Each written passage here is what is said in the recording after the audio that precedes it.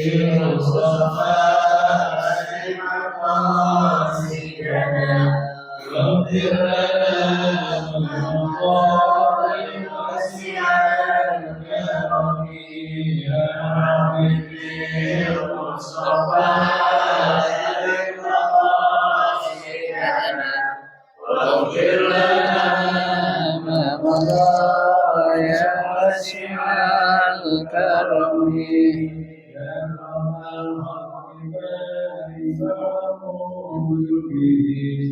سواك عند حضور الحادث العالمين يا رب بالمصطفى بلغ مقاصدنا واغفر لنا ما مضى يا واسع الكرم ونبي ورسول الله الكريم دين الكريم متجلي باسم النبي يا رب بالمصطفى بلغ مقاصدنا واغفر لنا ما مضى يا واسع الكرم وإن من دونك دنيا رحمتها ومن علومك علم اللوح والقلم يا رب بالمصطفى بلغ مقاصدنا واغفر لنا ما مضى يا واسع الكرم يا نسمع من زمن عظمت إن الكبائر في الغفران كالذنب يا رب بالمصطفى بلغ مقاصدنا واغفر لنا ما مضى يا واسع الكرم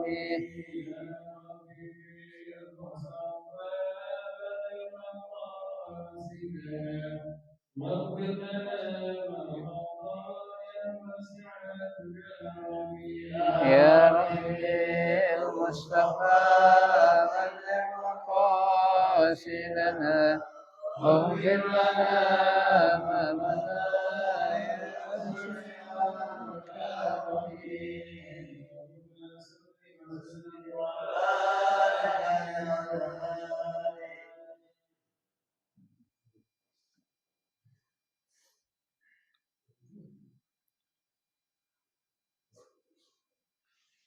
الفاتحة.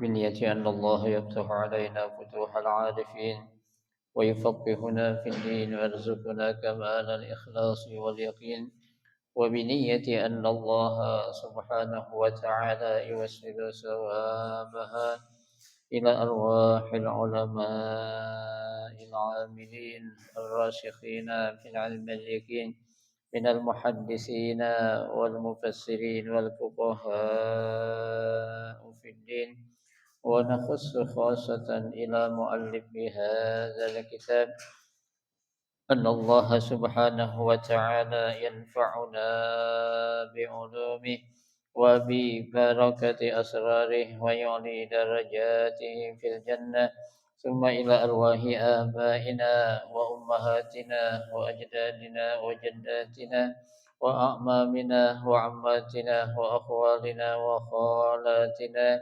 ولجميع المسلمين والمسلمات والمؤمنين والمؤمنات، ثم إلى أرواح المؤسس بهذا المصلى من المتبرعين والمتصدقين ومن بنى عليه ومن وقف بهذا المسجد، أن الله سبحانه وتعالى يستر عيوبهم ويجعل قبورهم روضة من رياض الجنة، وإلى حضرة النبي المصطفى رسول الله صلى الله عليه وسلم شيء لله لهم الفاتحة.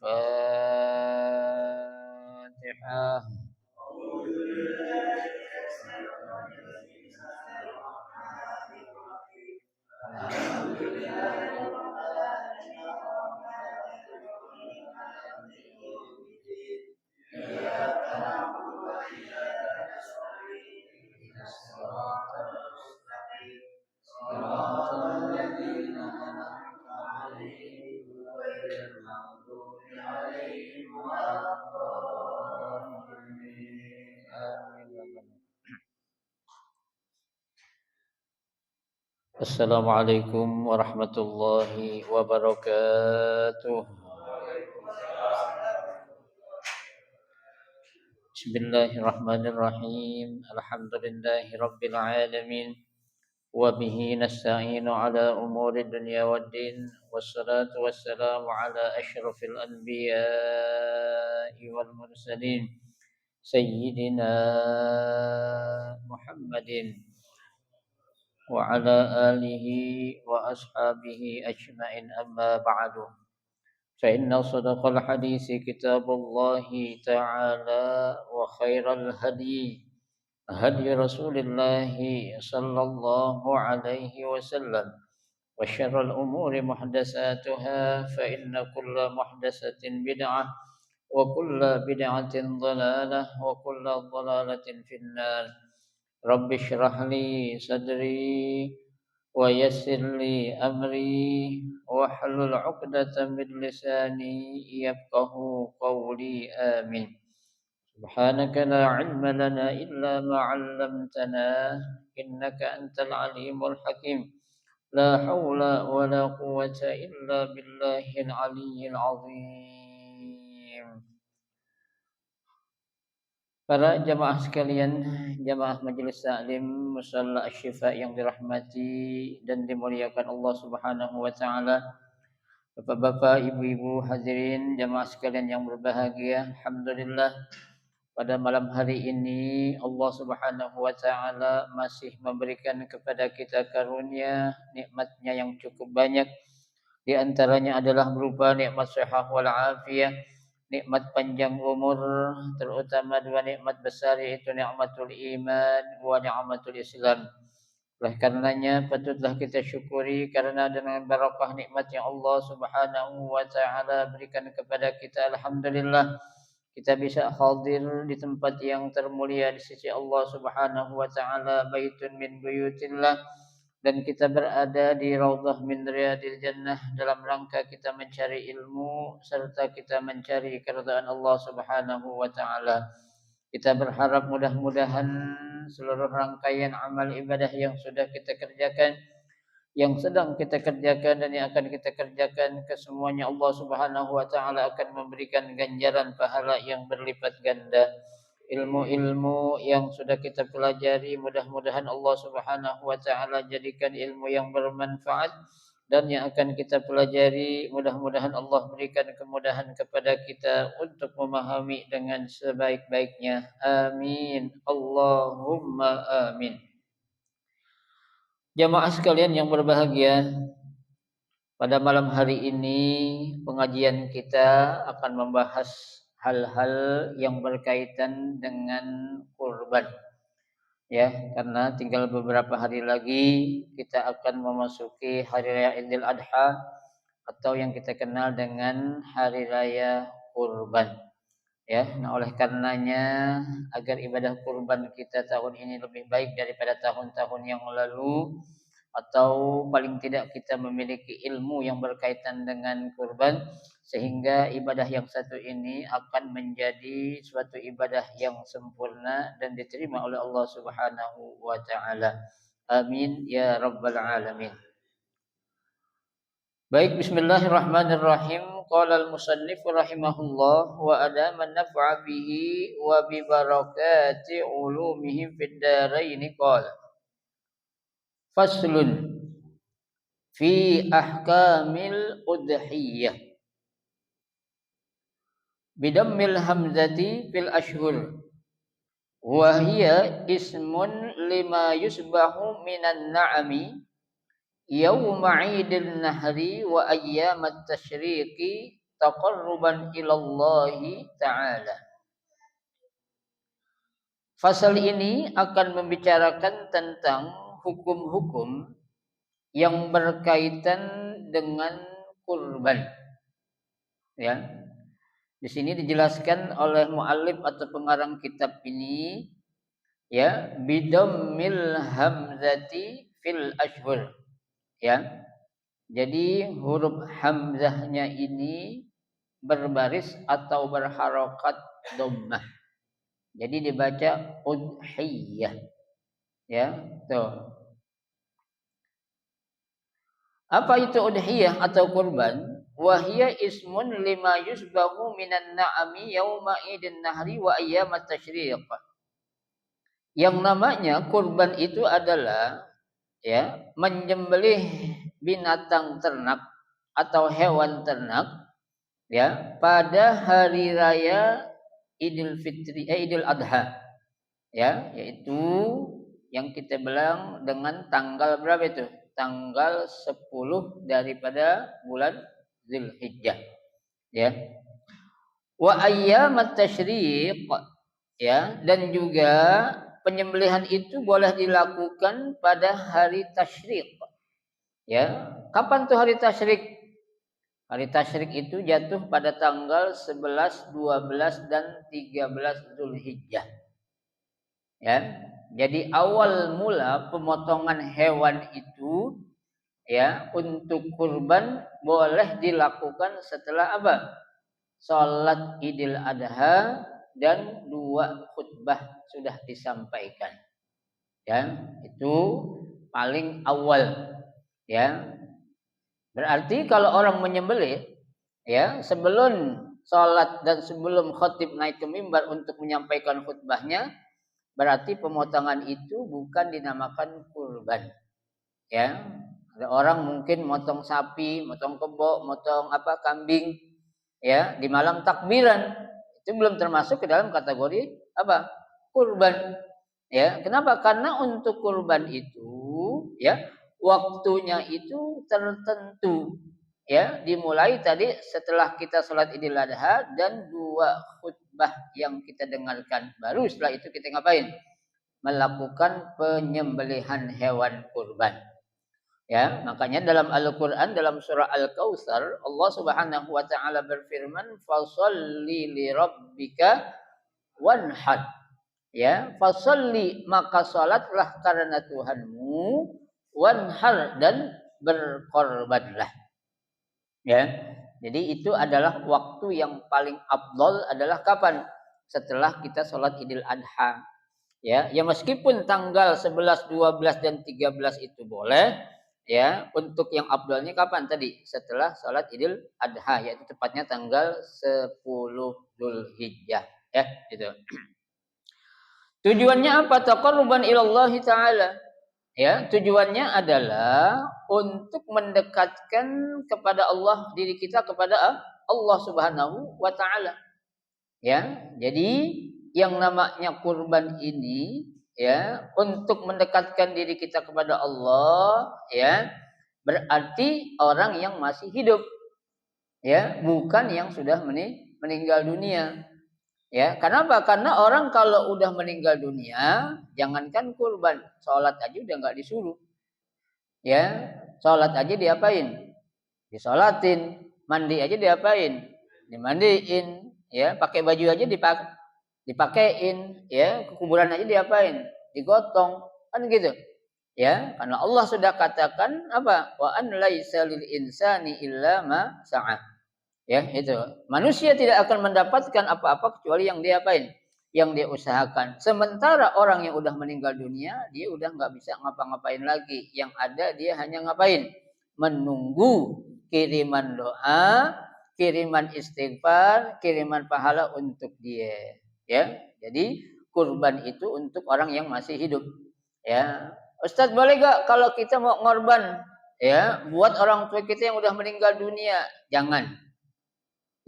Kecuali kalau orang tua kita itu berwasiat sebelum dia meninggal, lagi sakit, dia pernah pesan sama kita, sama anaknya, nak, nanti kalau ayah pendek umur, ayah belum kurban, tolong nanti kamu belikan hewan kurban untuk bapak nanti waktu ayah sudah meninggal dunia. Nah, itu namanya wasiat. Nah kalau wasiat itu berarti itu dijadikan kurbannya itu kurban wajib. Kalau wajib berarti sama dengan kurban yang nazar. Nah kalau kurban wajib berarti daging hewan kurbannya nggak boleh dimakan ame anak ame keluarganya. Kenapa? Karena itu jadi hewannya kurbannya wajib. Kalau kurban wajib Berarti semua daging yang dihasilkan dari hewan yang kita potong itu harus diapain? Dibagiin semua kepada orang-orang yang berhak tuh. Ya, tuh. Baik.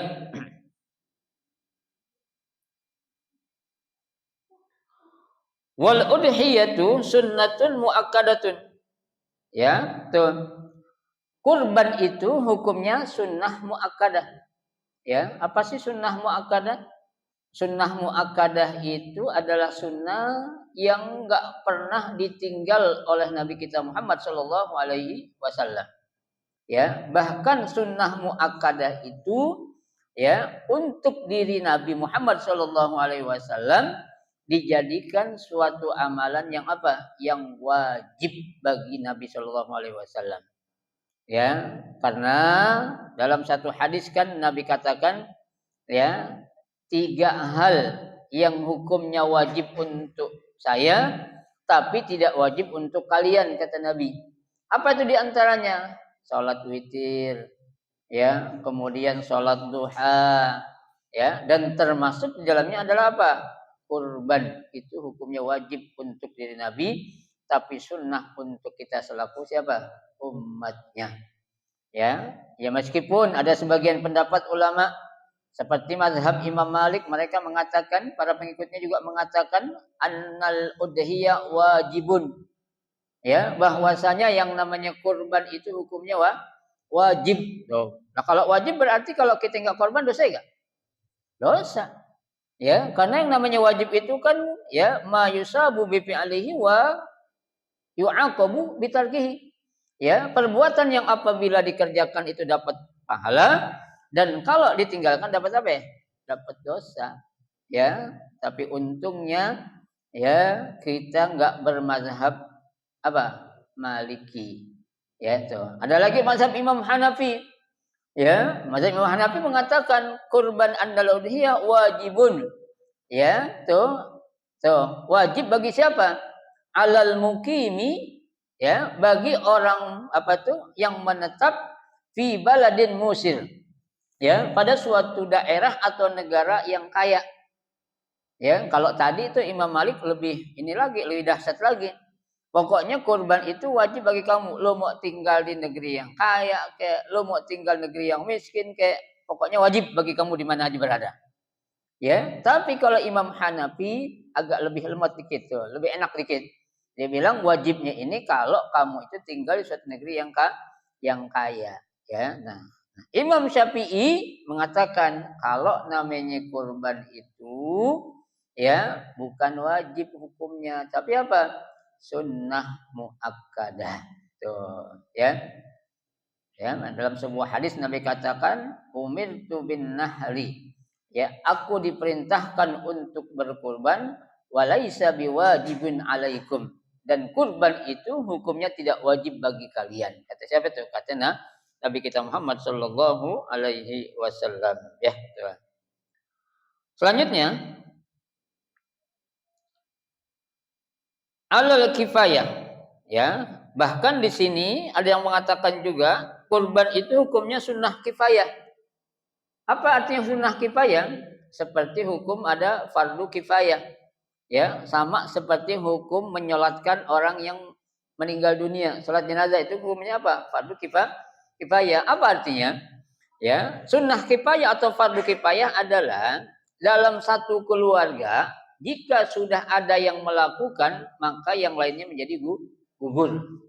Ya, artinya kalau dalam satu keluarga ya, tuh ada yang mampu atau semuanya mampu, cukup salah satu anggota keluarga aja udah ada yang korban, berarti kewajiban yang lain itu udah gugur. Ya, itu namanya fardu kifayah atau sunnah kifayah. Tapi jika dalam satu keluarga mereka orang mampu, ya semuanya nggak melakukan, nggak mau berkorban, ya, ya apa hukumannya? Kurihalahu kata ya dalam kitab itu.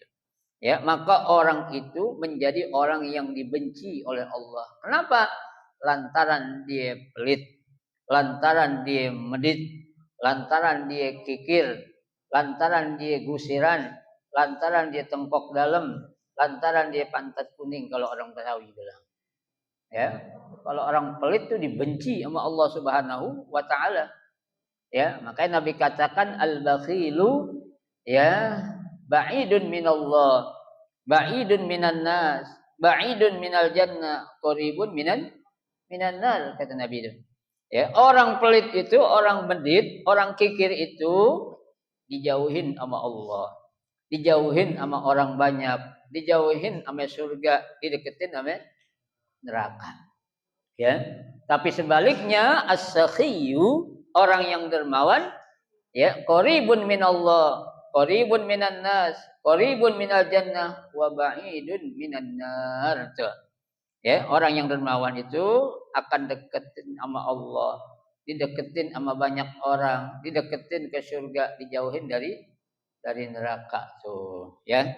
Makanya kita jangan pelit-pelit, Pak. Kita yang disuruh korban bukan anak kita loh, Pak. Ya, yang disuruh korban adalah apa?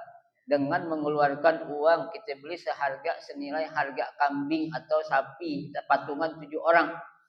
Ya, enggak seperti Nabi Allah Ibrahim dulu yang disuruh korban siapanya? Anaknya.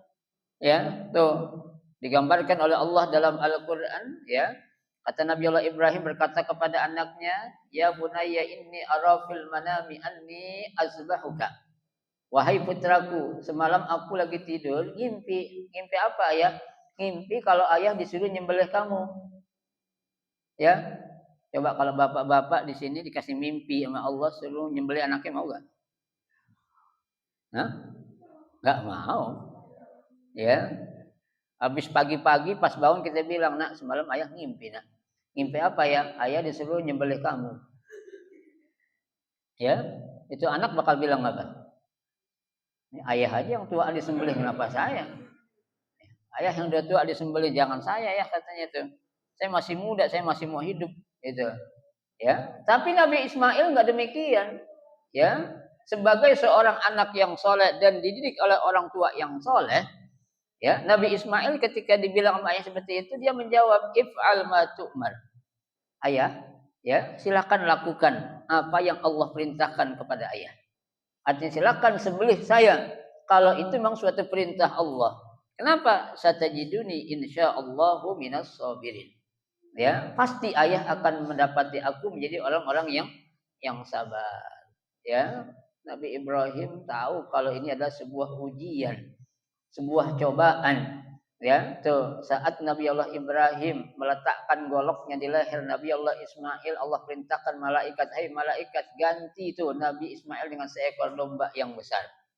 Ya, makanya Allah katakan wa fadainahu bizibhin azim. Tuh.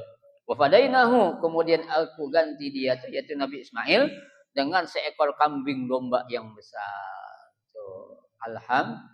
Alhamdulillah. Coba kalau nggak diganti itu sama kambing. Ya, bapak nggak ada yang mau punya anak. Ya nggak ada anak yang mau jadi anak ya. Ya pasti dipotong.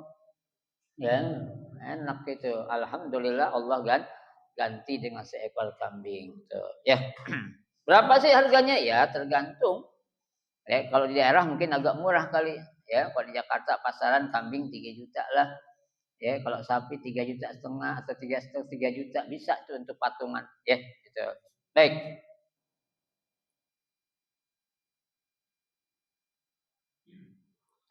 Wala tajibul udhiyah illa bin nazari. Ya.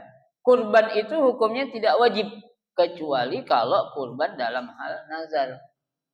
Ya, nazar dalam arti ya dia mengatakan demi Allah saya akan kurban.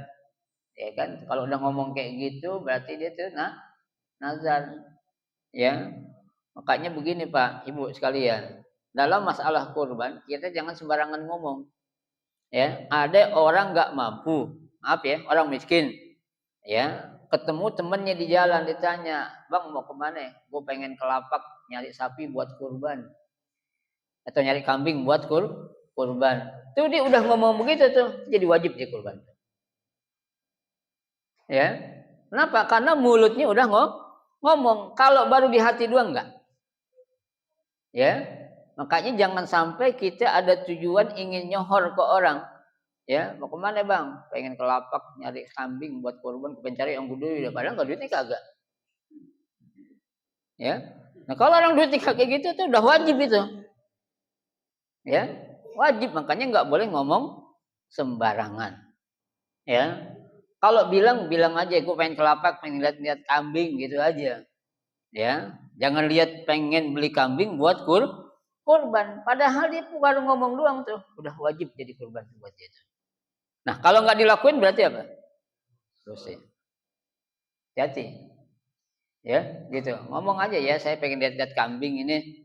Ya, buat apaan lihat-lihat? Ya, lihat-lihat aja dulu. Kalau cocok saya beli gitu. Kalau gitu ya. Baik.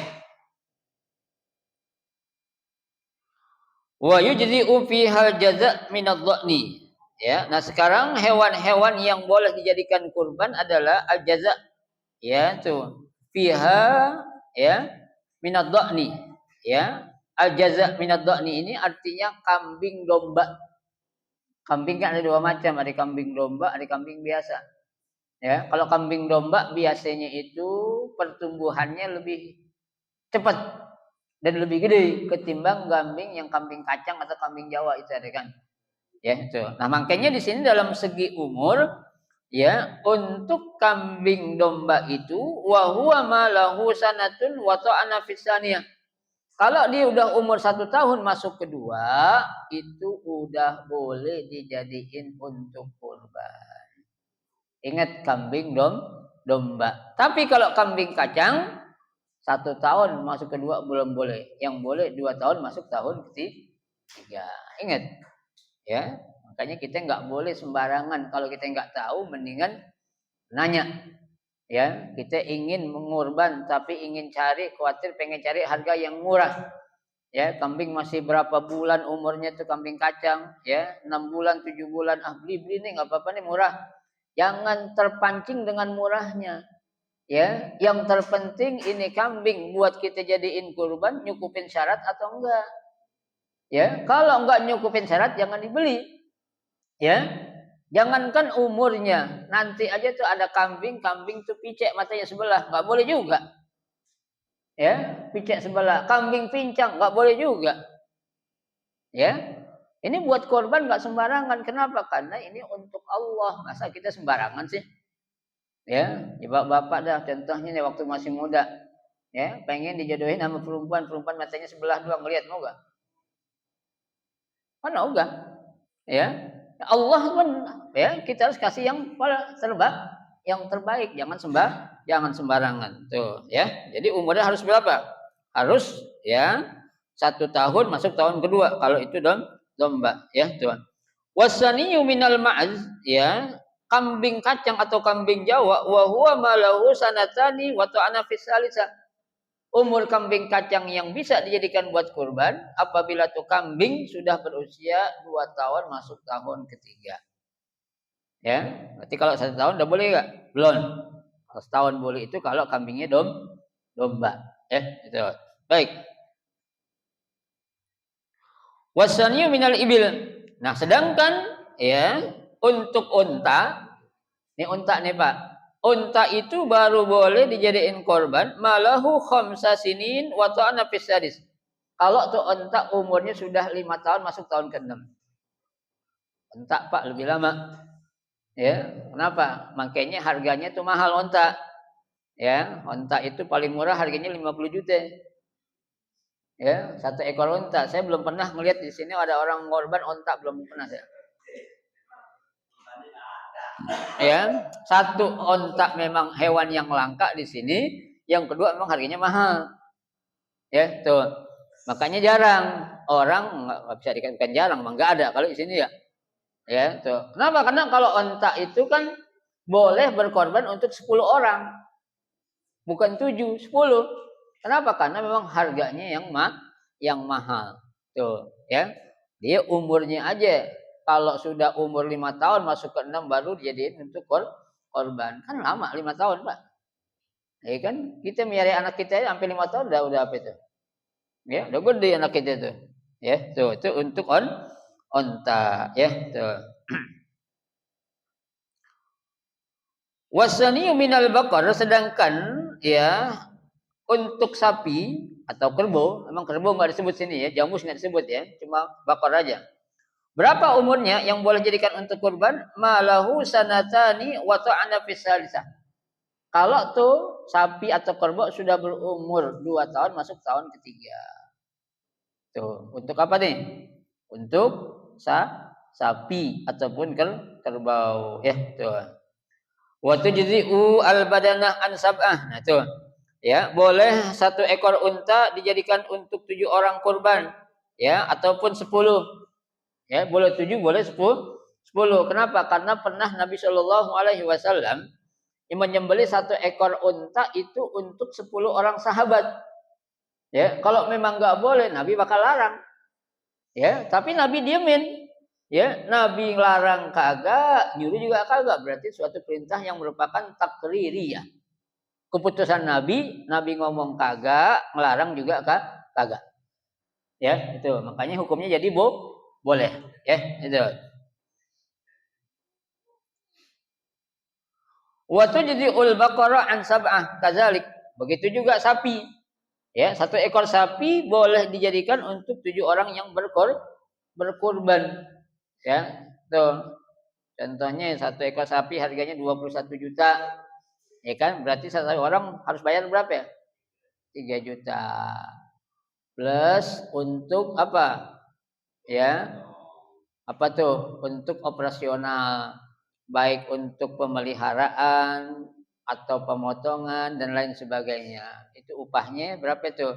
500 kalau sapi atau kerbau. Ya, tapi kalau unta itu lebih mahal. Ya, kalau kambing lebih murah. Ya, itu. Baik.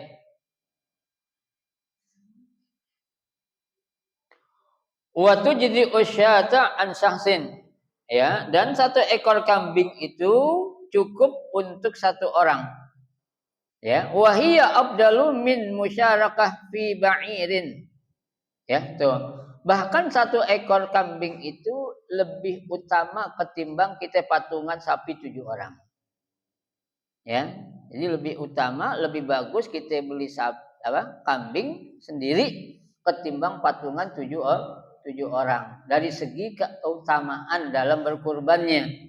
Ya, tuh. Tapi dari segi kualitas daging, ya memang mendingan kita beli sapi. Kenapa? Karena kalau sapi atau kerbau itu hasil daging yang dihasilkan lebih banyak daripada daging apa?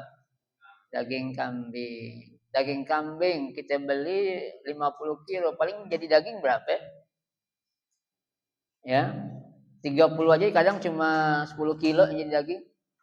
Ya, yang lainnya kotoran apa segalanya itu berat-berat itu. Ya, gitu. Baik. Wa afdalu anwa'il udhiyah. Ya, dari segi kedudukan untuk hewan dijadikan kurban adalah apa? Satu, onta yang paling baik.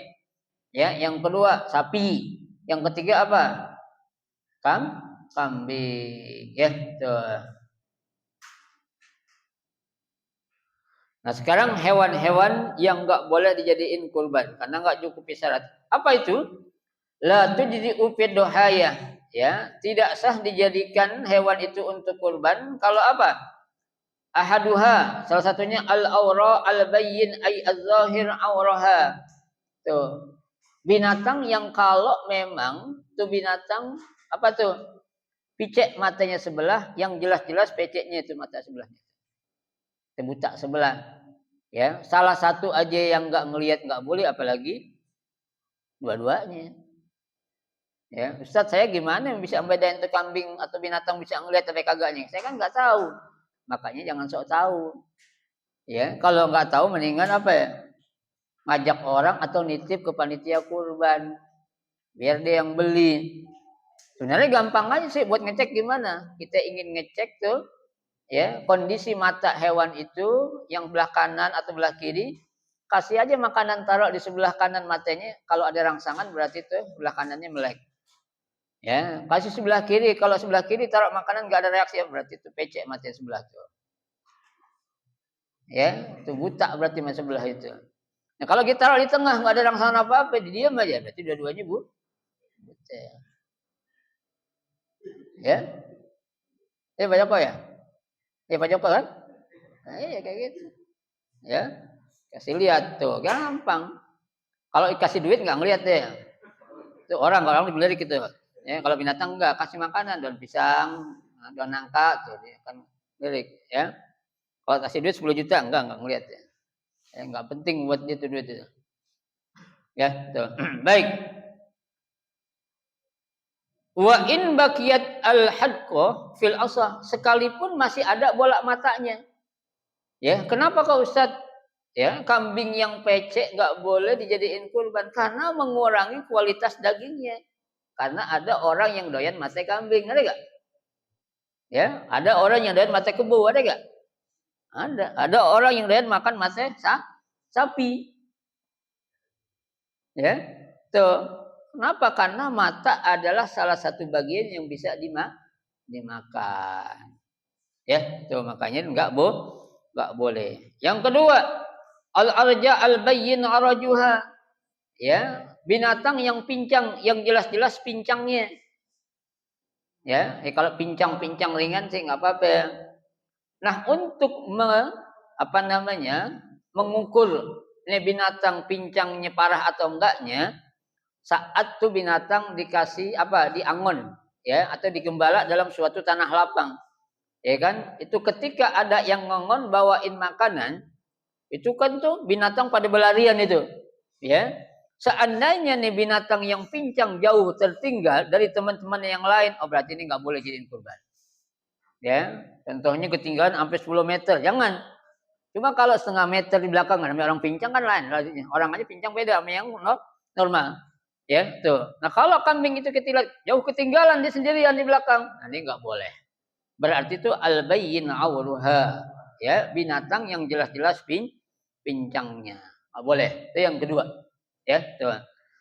Yang ketiga adalah al-marida al-bayyin maraduha. Ya, binatang yang sakit yang mana jelas sakitnya. Seperti tahun lalu penyakit apa itu yang sapi tahu-tahu jatuh ya. Ya kan apa istilahnya itu saya lupa itu. Ya memang penyakitnya itu. Ya atau penyakit kulit. Ya, ada penyakit kan binatang juga punya penyakit gudi kan ada enggak? Ada kurapan ada kan? Itu penyakit tuh nggak boleh. Kenapa? Karena itu akan mengurangi kualitas dagingnya. Ya, dan kuantitasnya juga pasti berkurang. Gak ada orang dikasih mau daging kurapan, mau gak? Mau orang. Ya, nah, itu penyakitnya seperti itu tuh yang nggak boleh dijadiin tuh hewan untuk kurban. Ya, itu yang ketiga. Warabi yang keempat al-ajfa. Ya, wahya allati dhahaba mukhuha ay dhahaba ya dimaguha minal hadal. Ya, yaitu apa? Binatang yang apa itu? Kalau orang kita bilang yang ceking, yang kurus, nggak ada dagingnya, tinggal tulang makan kentutnya doang. Ya, nah ini jangan. Ya, nah kalau hewan kurban kita cari yang kurus, yang nggak ada dagingnya, apaan yang mau buat kita kasih orang? Ya, kan yang namanya kurban itu adalah untuk kita sedekahin untuk orang lain. Ya, nah sekarang kita aja Pak dalam pembagian daging kurban, waktu dibagiin sama pengurus masjid, kita dikasih tulangnya doang sama jeroan, mau gak? Hah? Mau gak Pak? Nggak mau kan? Yang ada kita ngedumel nih orang pembarangan nih gue kasih tulang sama jeroannya doang. Ya, jangan salahin yang ngebagiin, salahin yang korban, beli kambing yang kurus. Ya, beli sapi yang kurus. Kenapa? Karena tergiur sama apanya? Murahnya, harganya. Jangan. Ya, buat Allah itu kita harus ngasih yang terbaik. Jangan sembarangan. Kenapa? Karena Allah itu ya telah memberikan harta kepada kita itu adalah suatu amanah. Ya, harta yang kita punya sebanyak apapun itu amanah Allah. Ya, artinya kalau suatu saat yang nitipin tuh harta sama kita minta, kasih jangankan dikit, semua juga kasih. Ya. Kalau buktinya kita ya nitipin harta Allah minta semuanya kapan tuh? Allah nitipin harta sama kita nih. Allah minta semuanya sama kita kapan? Saat kapan? Saat mati. Meninggal. Enggak apa-apa kita. Apa mau kita bawa? Ya, harta kita pulangin semua. Ya. Makanya Nabi bilang annan nafsa lan tamuta hatta apa itu? Ya, seorang tidak akan dicabut nyawanya oleh Allah hatta apa? Hatta tastaufa rizquha, sampai Allah udah mencukupin rezekinya. Ya, itu arti cukup rezeki yang Allah kasih udah cukup, udah ambil pulangin Allah. Ini Allah kasih. Ada yang bawa harta pergi ke kuburan? Enggak ada. Ya, saat kita meninggal Pak, yang akan ngikutin kita 3 orang. 3 hal. Yang 2 pulang, yang 1 netep. Ya. Yang pulang apaan? Ahluhu, keluarganya. Wa maluhu, ya, hartanya dibawa pulang. Yang tinggal apa itu? Wa amaluhu, amalnya yang diam, yang namanya dikubur. Ya, tuh 2 pulang, yang 1 netep. Nah, sekarang amal apa yang kita bawa nih, Pak? Ya, amal baik atau amal buruk? Ya. Kalau buruk berarti siapa aja kita dikemplang malaikat dari kuburan. Ya, kalau baik tenang kita santai di dalam kubur meskipun nginep di kontrakan 1 kali 2 meter. Ya, tuh enak tuh, Pak. Ya, karena 2 udah pulang. Bini kita secantik apapun, sesetia apapun, Pak, kita meninggal mau dia nemenin dalam kubur. Ibu-ibu, suaminya ganteng banget, dia meninggal, ibu-ibu mau ngikutin ke dalam kubur. Bakal mau ibu-ibu. Mendingan gue kawin lagi kata bininya. Ya, yang laki juga begitu. Ya, orang bilang saya cinta padamu sehidup semati, gombal. Pret tuh, baju kok ya pret gitu kan. Ya, bohong semua. Sehidup semati, kalau udah mati udah masalah mah. Ya, lain lagi urusannya. Iya, ya. Boro-boro dijarah ini Pak ya. Itu ya. Baik. Wa yujzi'u al-khissi wallahu a'lam bishawab. Nanti kita lanjutin lagi dah. Mudah-mudahan kita ada 1 pertemuan lagi ya sebelum kita lebaran haji. Mudah-mudahan Allah berikan kita sehat panjang umur hingga kita bisa menggali ilmu dengan sebaik-baiknya. Amin ya rabbal alamin. Al-Fatihah.